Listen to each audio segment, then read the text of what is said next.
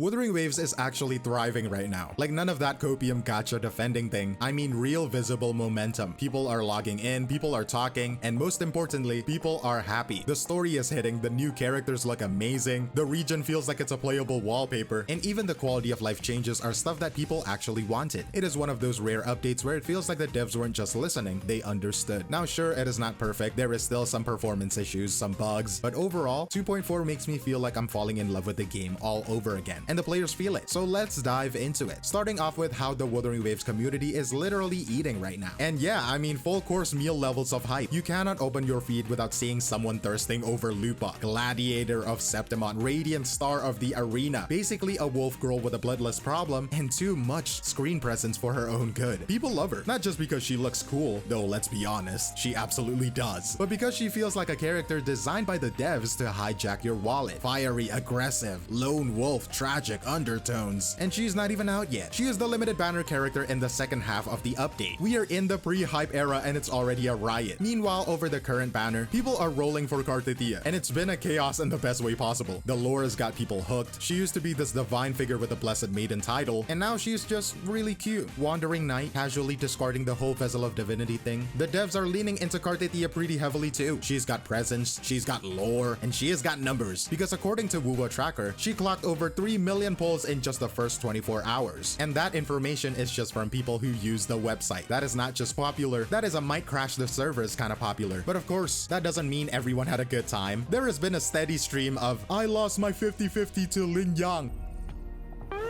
Opening greeting, foul spirits be gone, all safe and sound.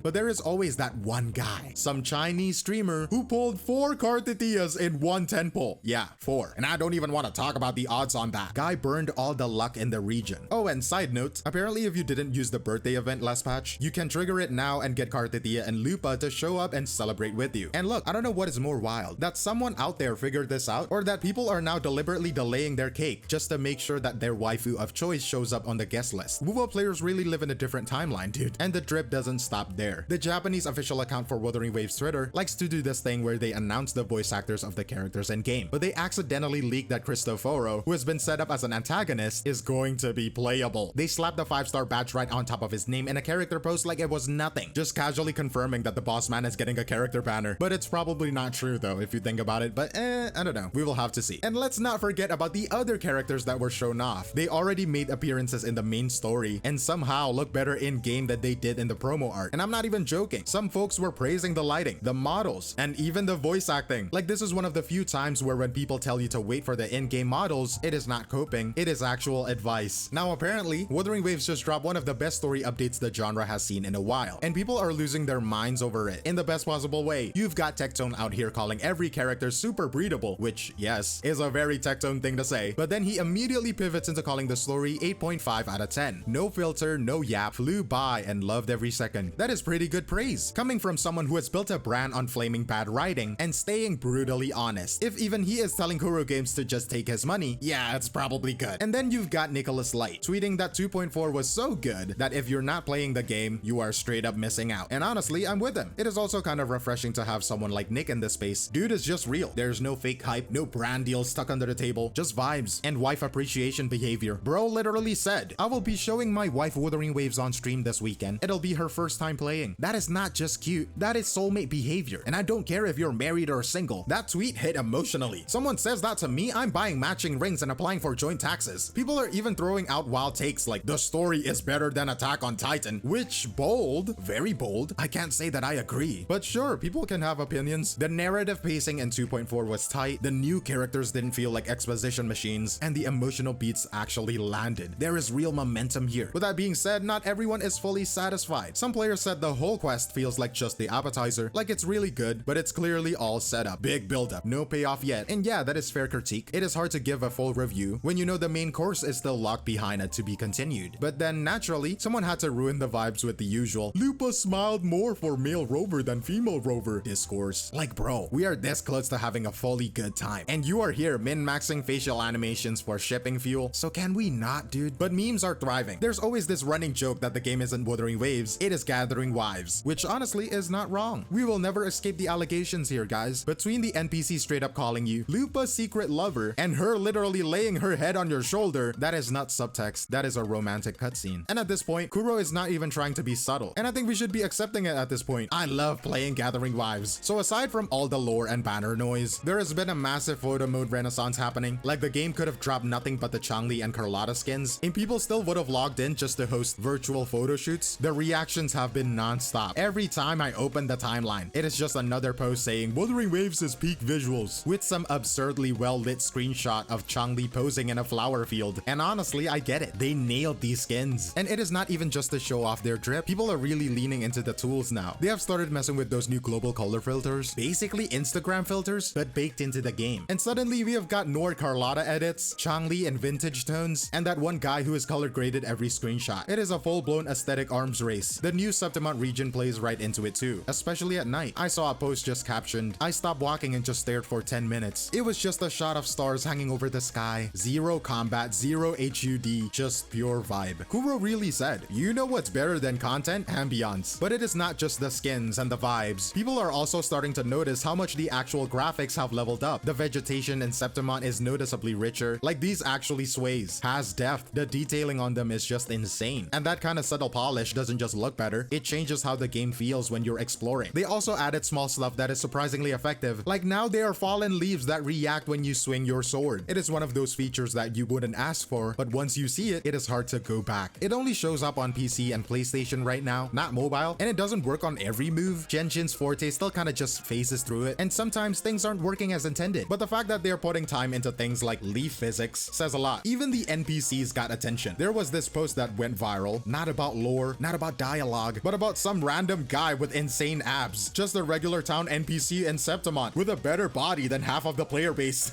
And they're not even important. They're just there. Again, Kuro Games is clearly playing for keeps. Now, for as pretty as everything looks, and it does look good, there is a not so small group of players whose PCs are currently running for their lives. Raxophone had a post saying that every blade of grass is basically -1 FPS. And honestly, it is not even a joke. 𝗖𝗆𝗆𝗆 is gorgeous, but it's also a GPU stress test disguised as a region update. Performance-wise, 2.4 is kind of a mess. A lot more stuttering than before. Random lag spikes in places that don't seem like they should be heavy, and you can feel the difference. Most of it seems to come from the asset loading. 𝗖𝗆𝗆𝗆 is big, it's dense, and it's more vertical, but that doesn't really matter when you're running around and the game decides to hang for 2 seconds like it's trying to catch a breath. There is beauty, sure, but it comes at a cost of your FPS. And this is where some people are starting to say it is feeling like launch all over again. Not quite as rough, but the deja vu is there. Bad optimization, CPU usage going up for no reason. Back then there's memory leaks, I don't know if now. And yeah, I want to see the stars in 𝗖𝗆𝗆𝗆, but I also want to rotate my camera without locking up. That said, not everything was pain. There were a few actual quality of life improvements, and the new build guide system is probably the biggest win in that department. It is clear, it is snappy, and it makes the game a hell of a lot more beginner friendly. No more tabbing out to check if you're supposed to go HP or attack scaling on a new character. This is a great addition, and I wish a lot more people talked about it. Quick shout out to the people who have been praising the music again. Not everyone brings it up, but for those who notice, it is clear Kuro has been delivering consistently on that front since 1.3. The vibe of 𝗖𝗆𝗆𝗆, especially in the fierce battles, hits different with the right BGM backing it. And despite the performance scuff, the numbers are still insane. Wuthering Waves broke into Steam's top 10 sellers, sitting up there with games like Stellar Blade, which is wild for a gacha title. They also doubled their peak concurrent players on Steam with the 2.4 update. That is more than their original launch numbers on Steam. Double, which doesn't happen unless something is genuinely pulling the people back in. And now we are seeing record-breaking activity. New all-time peaks on Steam. So while the subreddit might be grumbling about stutters and broken lighting, clearly people are still logging in loudly. The game's picking up momentum in a real visible way. So yeah, it is not perfect. It has still got optimization issues. There is still some scuff here and there. Still the occasional NPC who looks like he wandered out of a Tekken character creator. But for all of its rough edges, Wuthering Waves 2.4 actually delivered. Not in a lazy content kind of way. I mean in the real measurable, this game feels alive again kind of way. People are invested, people care, and when a community starts showing up just to vibe, to post screenshots, to talk lore, and to clown on people who lose the 50-50s, that is when you know something is working. You can fix bugs, you can tweak the damage numbers, but you cannot fake momentum, and 2.4 has momentum. The kind that doesn't just bring players back, but makes them stay. So if you're on the fence, if you dipped out after launch, or if you've just been lurking, this might actually be the moment to log back in. But that is all from me, Glaivekiyo, and I'll see you in the next one. Cheers! -oo!